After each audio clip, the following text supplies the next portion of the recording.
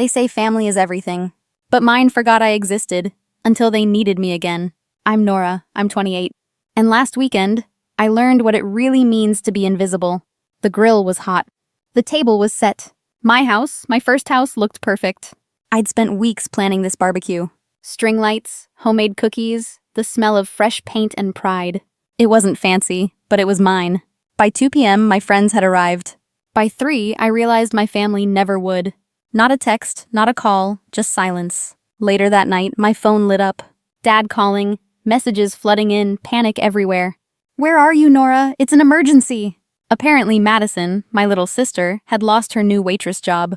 The same job they'd all skipped my housewarming to celebrate. Funny how they only remember me when there's a mess to clean up. Growing up, I was the easy one. The quiet middle child who never asked for much. Good grades, clean record, always dependable. Madison was the spark. The loud one. The dreamer. Every mistake she made was called a phase. When she dropped out of college, twice, Mom said, "She just hasn't found her passion yet." When she quit 3 jobs in 1 year, Dad said, "She's still figuring herself out." When I got my promotion, they said, "That's great, honey," and changed the subject to Madison's latest journey. It's like every light in the family home pointed at her, while I kept the power running in the dark. I worked since I was 16, paid my way through college, saved every dollar for that house. 4 years of saying no to nights out, to vacations, to anything that wasn't rent or savings. And still, somehow I was the selfish one. Because I didn't need help. Because I didn't demand attention. Because I didn't make chaos. When I bought the house, Mom said, "Make sure you get good insurance." Dad said, "That's great, honey. Did you hear Madison's new plan?" Sometimes I wonder if they even see me at all. At birthdays, I'm the one behind the camera. At dinners, I'm the one refilling glasses, not the one toasted. And every "we're proud of you" sounds like a reflex, not a feeling. I used to tell myself they just showed love differently. But maybe they just ran out of love by the time they got to me. Easy. If being invisible is easy, then I guess I've had it easy. I wasn't the easy one. I was just the one they never had to clean up after. That night, after everyone left, the silence in my new house felt alive. You know that kind of silence that hums? The one that makes you hear your own heartbeat? That was me, sitting on the kitchen floor, a plate of untouched cookies beside me. Out of habit, I opened Instagram. Madison's face filled the screen, smiling in her crisp white uniform. Our parents beside her, wine glasses raised. "Proud of our girl," Mom's caption read. Hundreds of likes. Comments from cousins, coworkers, even our old neighbors. My thumb froze. They were all together, at her new restaurant. At the exact same time, I was flipping burgers alone in my backyard. I checked my texts again, nothing. Then Jake's words came back to me. "Didn't you see it in the family chat?" Family chat. A chat I wasn't part of. I scrolled through Madison's photos until the algorithm stopped recognizing my grief. Every post, a shrine to her new chapter. Every comment, a chorus of applause. I looked around my living room. The couch I'd bought secondhand. The walls still smelling like paint. The small string lights I'd hung myself.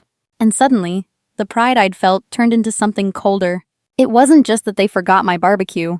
It was that they'd built a whole celebration without even realizing they'd erased me. Maybe they didn't mean to leave me out.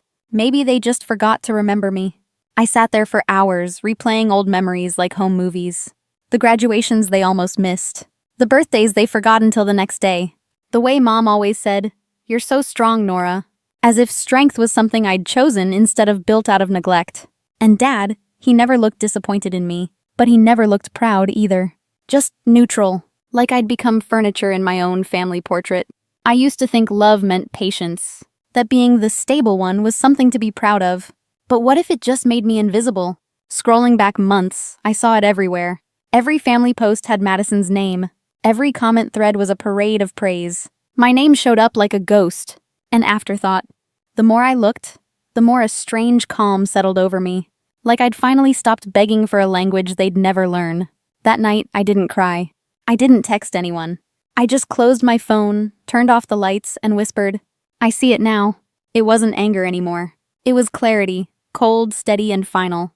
The truth didn't break me. It just removed the blindfold I'd been calling love. My phone wouldn't stop ringing.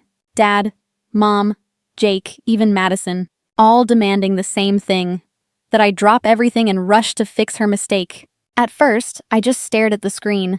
Then I laughed. A short, bitter sound that didn't feel like me. I let the phone buzz until it went quiet. Then I turned it face down and went back to seasoning the grilled vegetables I'd planned for dinner. The sizzle from the pan was the only sound in my house. My house. The one nobody cared enough to visit. When Dad finally got through, his voice was sharp. Nora, you need to come right now. Madison's in trouble. She might lose her job.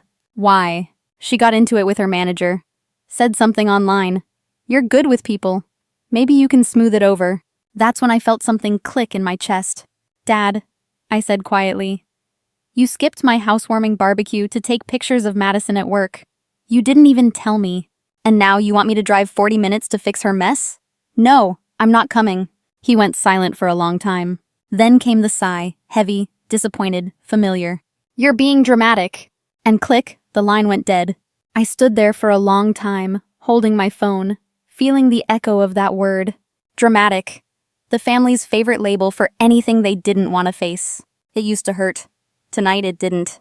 Because for the first time I realized being called dramatic meant I'd stopped being invisible. It meant I'd stopped quietly cleaning up everyone else's disasters and started choosing myself instead. I walked to the backyard, where the string lights still hung from the barbecue that never happened. They swayed gently in the breeze, soft light flickering against the dark sky. I poured a glass of wine, sat alone under those lights, and felt something I hadn't felt in years. Peace. No phone buzzing, no guilt, no noise, just peace. It turns out silence can be louder than any apology you never get. But peace is a strange thing. It's quiet, yes, but it also demands honesty. Sitting there, I realized how terrified I was of this calm. Because once you taste freedom, you can never go back to being small. They'd call me distant, cold, maybe even heartless. But I'd rather be heartless than hollow. That night, I promised myself one thing. I'd never apologize again for choosing myself first. The world didn't end when I said no. It just got quiet enough for me to hear myself. By Monday morning, the silence had turned into noise again. Dozens of unread messages. Missed calls. But this time, I didn't feel panic. Just exhaustion. Mom's text came first. Madison lost her job. Hope you're happy. I stared at it for a full minute. Then locked my phone again. Happy? I wasn't happy. I was tired. Tired of being blamed for storms I didn't start. Tired of being the family's emotional sponge. The one who absorbs all the mess, so no one else has to feel uncomfortable. That night, Jake showed up at my door, holding a tray of coffee like a peace offering. He looked around, wide-eyed. Wow, Nora, this place is incredible. I'm sorry I missed the barbecue. I folded my arms. You didn't just miss it. You all skipped it. Big difference. He nodded slowly. I know. And I came to tell you something. Madison didn't lose her job because of a customer. She got fired because she spent her shift taking selfies. When the manager told her to stop, she posted about him online. Dad thought maybe you could go talk to him. You know, fix it. I let out a sharp laugh. Of course he did. Jake grimaced. Yeah, it was bad. She tagged the restaurant Nora. Half her followers spammed the place with hate comments before she even clocked out. So that was the emergency? He nodded. They thought if you came down, you could smooth things over. You're the reasonable one. The word stung more than I wanted to admit. Reasonable one. Translation. The one who cleans up the chaos. The one who never says no. Well, I said softly. The reasonable one has retired. Jake looked down. Shame clouded his face. I think you're right to step back, he said. You've carried this family for too long. It was the first time anyone had said it out loud. And hearing it made something inside me crack. In a good way. For once, someone saw it. Not just my achievements, but my exhaustion.